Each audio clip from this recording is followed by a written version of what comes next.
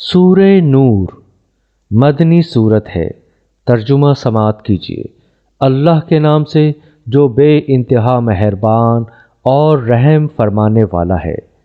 یہ ایک صورت ہے جس کو ہم نے نازل کیا ہے اور اسے ہم نے فرض کیا ہے، اور اس میں ہم نے صاف صاف ہدایات نازل کی ہیں شاید کہ تم سبق لو۔ زانیہ عورت اور زانی مرد دونوں میں سے ہر ایک کو 100 کوڑے مارو، اور ان پر ترس کھانے کا جذبہ اللہ کے دین کے معاملے میں تم کو دامن گیر نہ ہو، اگر تم اللہ تعالیٰ اور روز آخر پر ایمان رکھتے ہو۔ اور ان کو سزا دیتے وقت اہل ایمان کا ایک گروہ موجود رہے۔ زانی نکاح نہ کرے مگر زانیہ کے ساتھ یا مشرکہ کے ساتھ، اور زانیہ کے ساتھ نکاح نہ کرے مگر زانی یا مشرک، اور یہ حرام کر دیا گیا ہے اہل ایمان پر۔ اور جو لوگ پاک دامن عورتوں پر تہمت لگائیں پھر 4 گواہ لے کر نہ آئیں، ان کو 80 کوڑے مارو، اور ان کی شہادت کبھی قبول نہ کرو، اور وہ خود ہی فاسق ہیں، سوائے ان لوگوں کے جو اس حرکت کے بعد تائب ہو جائیں اور اصلاح کر لیں کہ اللہ ضرور ان کے حق میں غفور و رحیم ہے۔ اور جو لوگ اپنی بیویوں پر الزام لگائیں اور ان کے پاس خود ان کے اپنے سوا دوسرے کوئی گواہ نہ ہوں، تو ان میں سے ایک شخص کی شہادت یہ ہے کہ وہ 4 مرتبہ اللہ کی قسم کھا کر گواہی دے کہ وہ اپنے الزام میں سچا ہے، اور 5ویں بار کہے کہ اس پر اللہ کی لعنت ہو اگر وہ اپنے الزام میں جھوٹا ہو۔ اور عورت سے سزا اس طرح ٹل سکتی ہے کہ وہ 4 مرتبہ اللہ کی قسم کھا کر شہادت دے کہ یہ شخص اپنے الزام میں جھوٹا ہے، اور 5ویں مرتبہ کہے کہ اس بندی پر اللہ کا غضب ٹوٹے اگر وہ اپنے الزام میں سچا ہو۔ تم لوگوں پر اللہ کا فضل اور اس کا رحم نہ ہوتا، اور یہ بات نہ ہوتی کہ اللہ بڑا التفات فرمانے والا اور حکیم ہے، تو بیویوں پر الزام کا معاملہ تمہیں بڑی پیچیدگی میں ڈال دیتا۔ جو لوگ یہ بہتان گھڑ لائے ہیں وہ تمہارے ہی اندر کا ایک ٹولہ ہے۔ اس واقعے کو اپنے حق میں شر نہ سمجھو، بلکہ یہ بھی تمہارے لیے خیر ہی ہے۔ جس نے اس میں جتنا حصہ لیا اس نے اتنا ہی گناہ سمیٹا، اور جس شخص نے اس کی ذمہ داری کا بڑا حصہ اپنے سر لیا اس کے لیے تو عذاب عظیم ہے۔ جس وقت تم لوگوں نے اسے سنا تھا اسی وقت کیوں نہ مومن مردوں اور مومن عورتوں نے اپنے آپ سے نیک گمان کیا، اور کیوں نہ کہہ دیا کہ یہ صریح ہی بہتان ہے۔ وہ لوگ اپنے الزام کے ثبوت میں 4 گواہ کیوں نہ لائے؟ اب کہ وہ گواہ نہیں لائے ہیں اللہ کے نزدیک وہی جھوٹے ہیں۔ اگر تم لوگوں پر دنیا اور آخرت میں اللہ کا فضل اور رحم و کرم نہ ہوتا تو جن باتوں میں تم پڑ گئے تھے ان کی پاداش میں بڑا عذاب تمہیں آ لیتا۔ ذرا غور تو کرو اس وقت تم کیسی سخت غلطی کر رہے تھے جب کہ تمہاری ایک زبان سے دوسری زبان اس جھوٹ کو لیتی چلی جا رہی تھی، اور تم اپنے منہ سے وہ کچھ کہے جا رہے تھے جس کے متعلق تمہیں کوئی علم نہ تھا۔ تم اسے ایک معمولی بات سمجھ رہے تھے، حالانکہ اللہ کے نزدیک یہ بڑی بات تھی۔ کیوں نہ اسے سنتے ہی تم نے کہہ دیا کہ ہمیں ایسی بات زبان سے نکالنا زیب نہیں دیتا۔ سبحان اللہ، یہ تو ایک بہتان عظیم ہے۔ اللہ تم کو نصیحت کرتا ہے کہ آئندہ کبھی ایسی حرکت نہ کرنا اگر تم مومن ہو۔ اللہ تمہیں صاف صاف ہدایات دیتا ہے اور وہ علیم و حکیم ہے۔ جو لوگ چاہتے ہیں کہ ایمان لانے والوں کے گروہ میں فحش پھیلے وہ دنیا اور آخرت میں دردناک سزا کے مستحق ہیں۔ اللہ جانتا ہے اور تم نہیں جانتے۔ اگر اللہ کا فضل اور اس کا رحم و کرم تم پر نہ ہوتا اور یہ بات نہ ہوتی کہ اللہ بڑا شفیق و رحیم ہے، تو یہ چیز جو ابھی تمہارے اندر پھیلائی گئی تھی بدترین نتائج دکھا دیتی۔ اے لوگوں جو ایمان لائے ہو، شیطان کے نقش قدم پر نہ چلو۔ اس کی پیروی کوئی کرے گا تو وہ اسے فحش اور بدی ہی کا حکم دے گا۔ اگر اللہ کا فضل اور اس کا رحم و کرم تم پر نہ ہوتا تو تم میں سے کوئی شخص پاک نہ ہو سکتا، مگر اللہ ہی جسے چاہتا ہے پاک کر دیتا ہے، اور اللہ سننے والا اور جاننے والا ہے۔ تم میں سے جو لوگ صاحب فضل اور صاحب مقدرت ہیں، وہ اس بات کی قسم نہ کھا بیٹھیں کہ اپنے رشتہ دار، مسکین اور مہاجر فی سبیل اللہ لوگوں کی مدد نہ کریں گے۔ انہیں معاف کر دینا چاہیے اور درگزر کرنا چاہیے۔ کیا تم نہیں چاہتے کہ اللہ تمہیں معاف کرے؟ اور اللہ کی صفت یہ ہے کہ وہ غفور اور رحیم ہے۔ جو لوگ پاک دامن بے خبر مومن عورتوں پر تہمتیں لگاتے ہیں، ان پر دنیا اور آخرت میں لعنت کی گئی اور ان کے لیے بڑا عذاب ہے۔ وہ اس دن کو بھول نہ جائیں جبکہ ان کی اپنی زبانیں اور ان کے اپنے ہاتھ پاؤں ان کے کرتوتوں کی گواہی دیں گے۔ اس دن اللہ وہ بدلہ انہیں بھرپور دے دے گا جس کے وہ مستحق ہیں، اور انہیں معلوم ہو جائے گا کہ اللہ ہی حق ہے، سچ کو سچ کر دکھانے والا۔ خبیث عورتیں خبیث مردوں کے لیے ہیں اور خبیث مرد خبیث عورتوں کے لیے۔ پاکیزہ عورتیں پاکیزہ مردوں کے لیے ہیں اور پاکیزہ مرد پاکیزہ عورتوں کے لیے۔ ان کا دامن پاک ہے ان باتوں سے جو بنانے والے بناتے ہیں، ان کے لیے مغفرت ہے اور رزق کریم۔ اے لوگوں جو ایمان لائے ہو، اپنے گھروں کے سوا دوسرے گھروں میں داخل نہ ہوا کرو جب تک کہ گھر والوں کی رضا نہ لے لو، اور گھر والوں پر سلام نہ بھیج لو۔ یہ طریقہ تمہارے لیے بہتر ہے، توقع ہے کہ تم اس کا خیال رکھو گے۔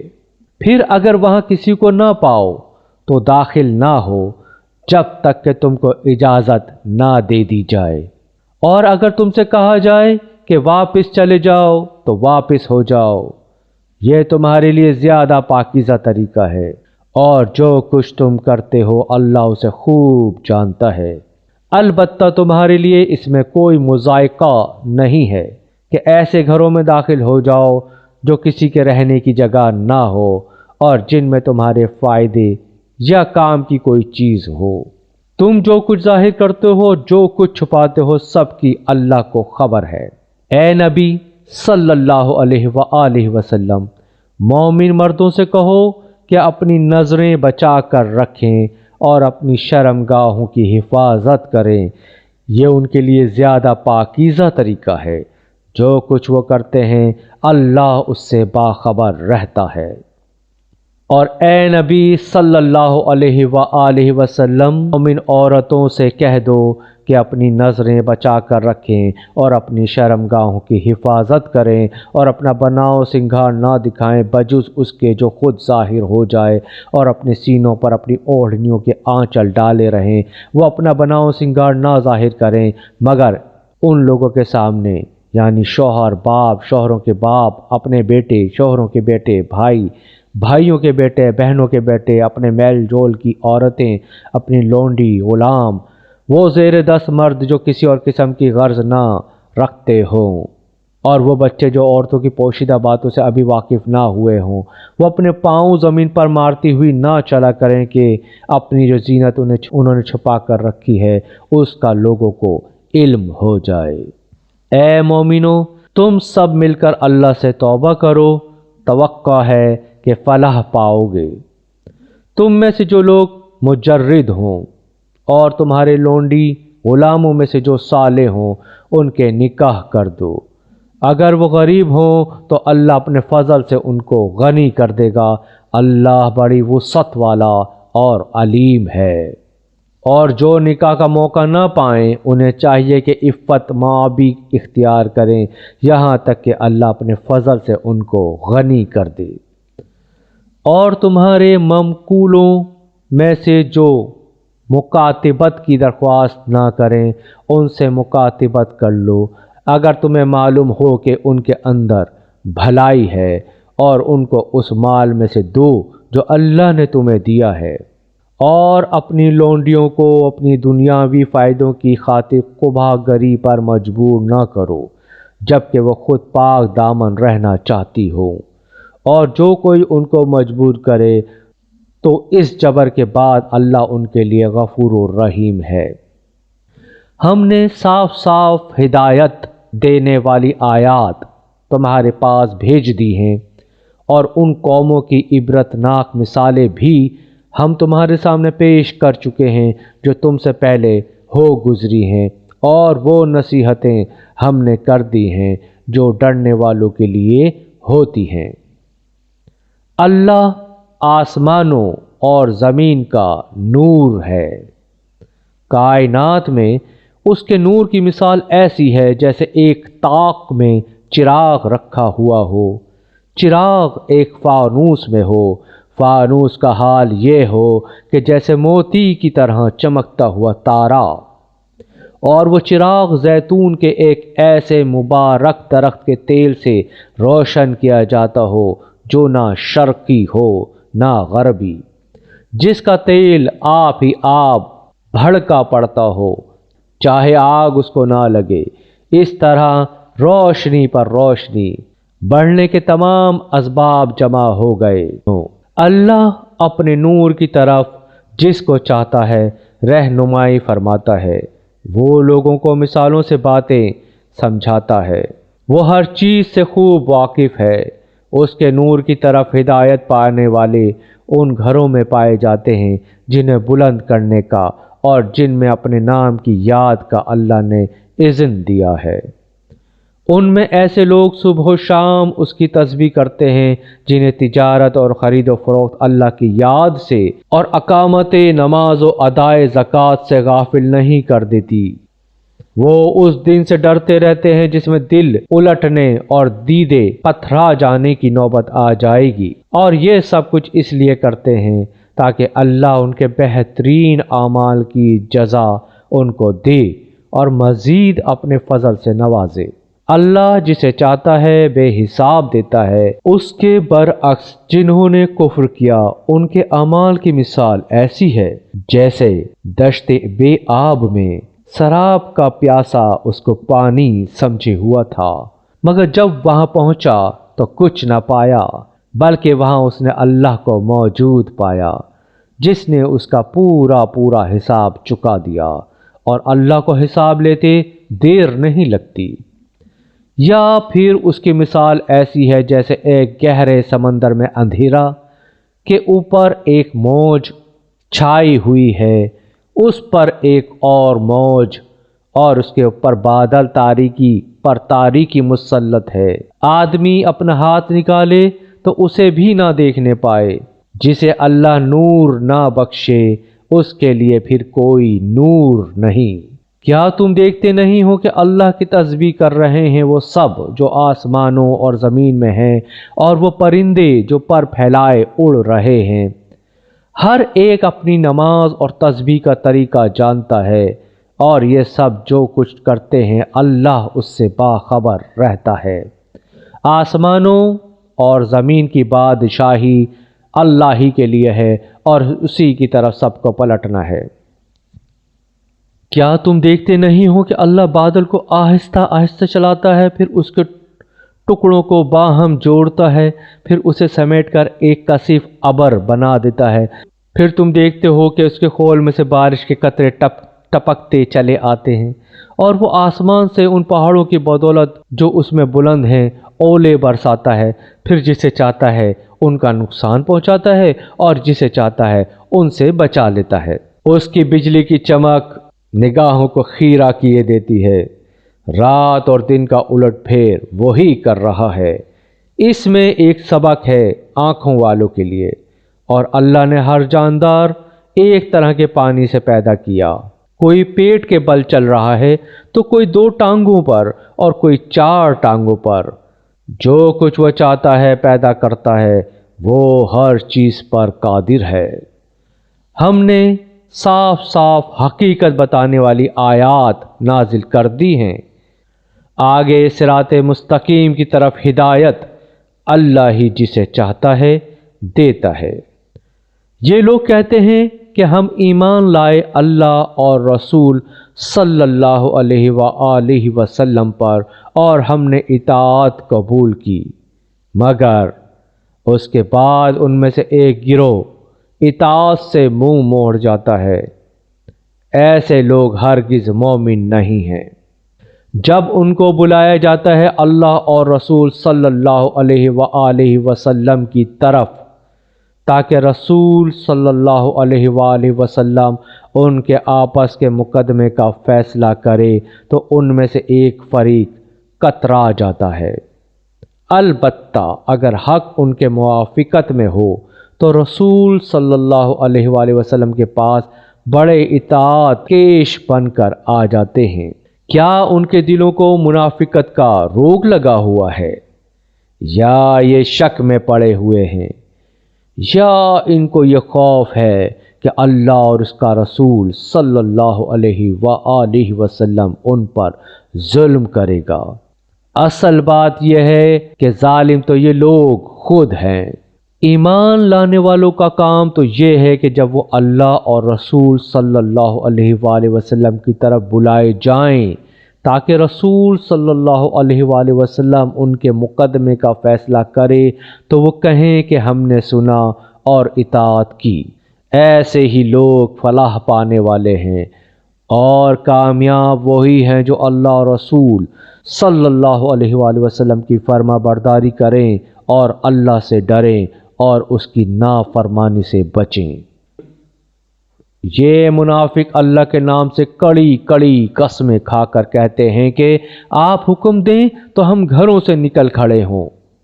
ان سے کہو قسمیں نہ کھاؤ، تمہاری اطاعت کا حال معلوم ہے، تمہارے کرتوتوں سے اللہ بے خبر نہیں ہے۔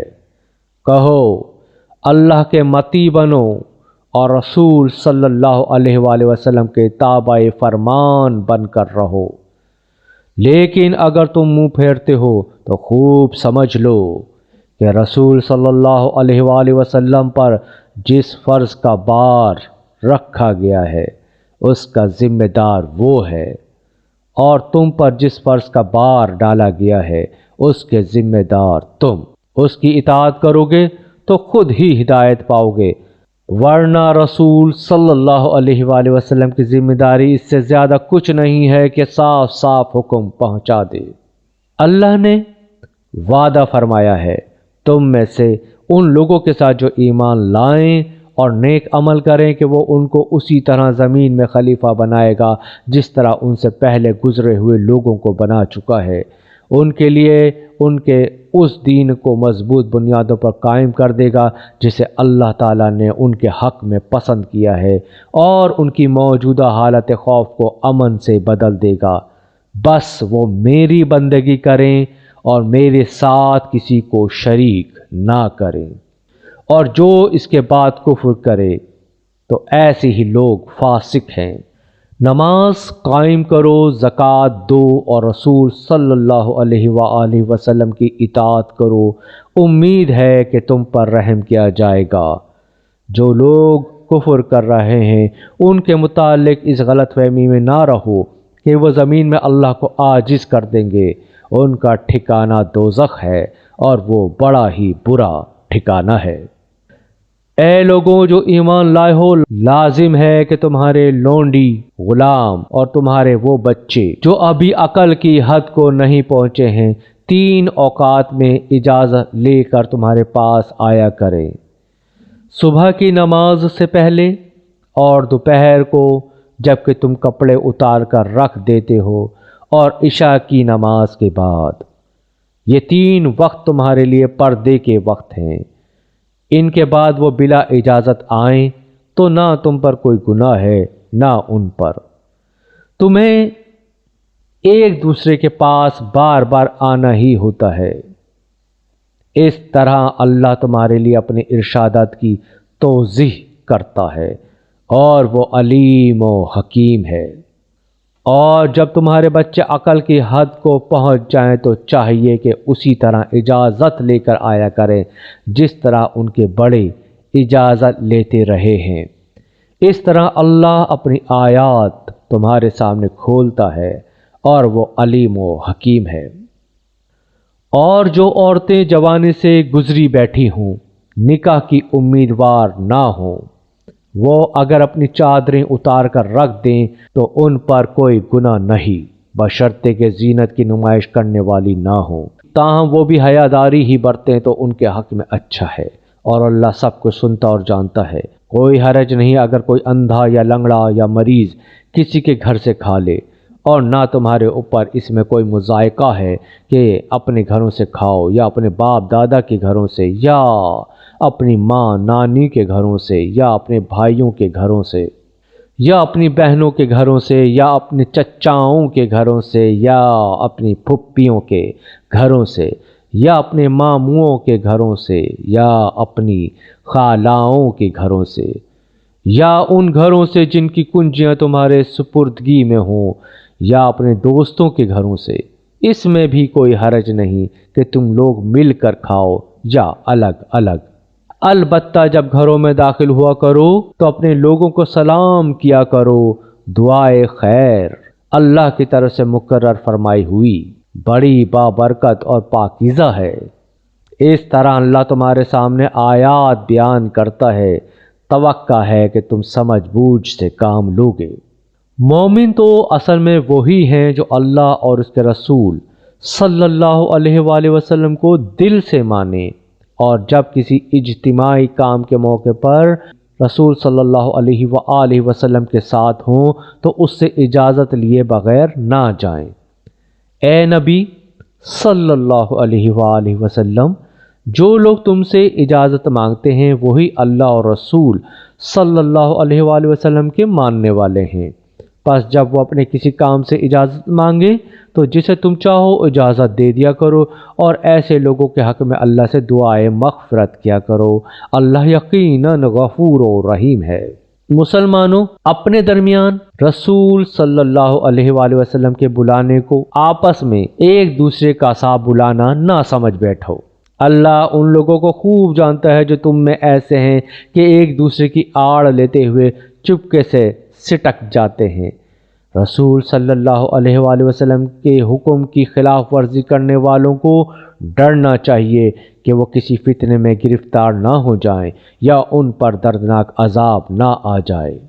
خبردار رہو، آسمان و زمین میں جو کچھ ہے اللہ کا ہے، تم جس روش پر ہو اللہ اس کو جانتا ہے۔ جس روز لوگ اس کی طرف پلٹائے جائیں گے وہ انہیں بتا دے گا کہ وہ کیا کچھ کر کے آئے ہیں، وہ ہر چیز کا علم رکھتا ہے۔